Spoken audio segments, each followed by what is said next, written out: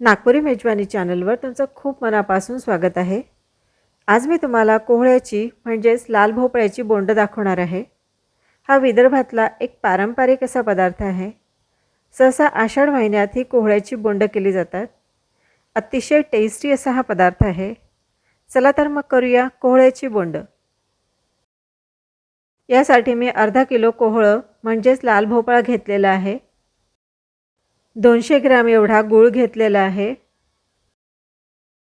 2 वाट्याभर गव्हाचं पीठ लागणार आहे। अर्धी वाटी एवढ्या भोपळ्याच्या बिया घ्यायच्या। अर्धा टेबलस्पून एवढी जायफळ पूड घेतलेली आहे। 1 टेबलस्पून एवढी वेलची पावडर घ्यायची। कोहळ्याची बोंड करण्यासाठी लागणारा महत्त्वाचा जिन्नस म्हणजे कोहळं। हे मी अर्धा किलो एवढं घेतलेलं आहे। या कोहळ्याची पाठ मात्र मी काढलेली नाही आहे। हे आता मी कुकरला लावत आहे। साधारण 3 ते 4 शिट्ट्या आपल्याला काढून घ्यायच्या आहेत।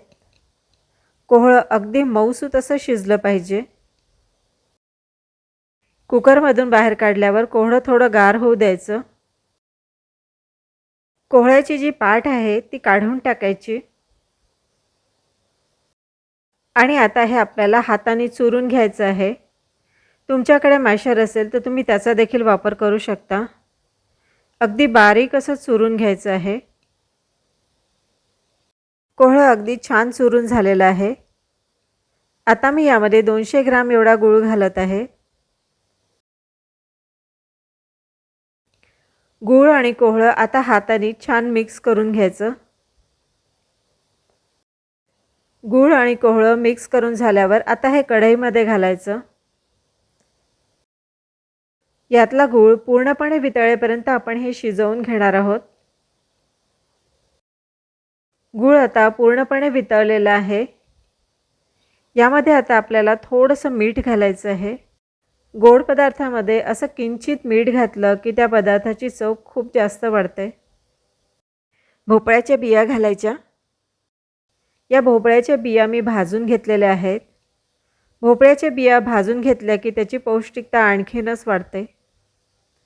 आता मी जायफळ पूड घालत आहे। यासोबतच वेलची पूड देखील घालत आहे। वेलची पूड घातल्यावर आता गॅस बंद करून द्यायचा आणि हे छान मिक्स करून घ्यायचं। हे मिश्रण आता एका परातीमध्ये ओतून घ्यायचं आणि पूर्णपणे थंड करून घ्यायचं। जर तुम्हाला भोपळ्याच्या बिया आवडत नसतील तर तुम्ही यामध्ये काजूचे तुकडे देखील घालू शकता। आता यामध्ये गव्हाचं पीठ घालूया। पीठ घालताना ते सगळं एकदम नाही घालायचं, थोडं थोडं करून घालायचं। मी 2 वाट्या एवढं गव्हाचं पीठ घेतलं होतं, पण मी सगळं घालणार नाही आहे। जेवढे या मिश्रणात बसेल तेवढंच पीठ मी घालणार आहे। हे मिश्रण खूप घट्टही होऊ द्यायचं नाही आणि खूप पातळही राहू द्यायचं नाही। हलकसं सरबरीत आपण हे ठेवणार आहोत। थोडंसं पीठ आणखी लागेल असं मला वाटत आहे। जवळजवळ 1.5 वाटी एवढं पीठ मी वापरलेलं आहे। अर्धी वाटी पीठ शिल्लक राहिलेलं आहे। बोंड्याचं मिश्रण आता अगदी व्यवस्थित तयार झालेलं आहे। यामध्ये आता आपल्याला थोडंसं इनो घालायचं आहे। अगदी पाव चमचापेक्षाही कमी घ्यायचं इनो। जर इनो नसेल तर तुम्ही यामध्ये बेकिंग सोडा घालू शकता।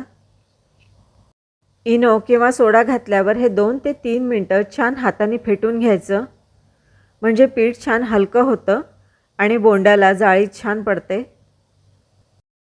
आता हे मिश्रण बोंड तळण्यासाठी अगदी व्यवस्थित तयार झालेलं आहे। बोंड तळण्यासाठी मी इकडे तेल तापत ठेवलेलं आहे। तुम्ही तेलाऐवजी तुपाचा सुद्धा वापर करू शकता। तुपात तळलेली बोंड चवीला अगदी वेगळी लागतात। बोंड तळत असताना गॅसची फ्लेम स्लो राहू द्यायची, म्हणजे बोंड आतपर्यंत अगदी व्यवस्थित शिजतात। तळत असताना ही बोंड सतत हलवत राहायची, म्हणजे ती सर्व बाजूंनी अगदी व्यवस्थित शिजतात आणि कलरही खूप छान येतो। अगदी गुलाबजामसारखा रंग आलेला आहे बोंडांना। आता ही बोंड तयार आहेत खाण्यासाठी। ही कोहळ्याची बोंडं 3 ते 4 दिवस अगदी सहज टिकतात, कारण आपण यामध्ये पाण्याचा अजिबात वापर केलेला नाही आहे. तेव्हा नक्की करून बघा अशी कोहळ्याची म्हणजेच लाल भोपळ्याची बोंडं. आणि ही रेसिपी जर तुम्हाला आवडली असेल तर लाईक, शेअर, कमेंट करा. चॅनलवर जर तुम्ही नवीन असाल तर सबस्क्राईब जरूर करा. पुन्हा भेटूया अशाच एका नवीन रेसिपीसह. तोपर्यंत गुड बाय.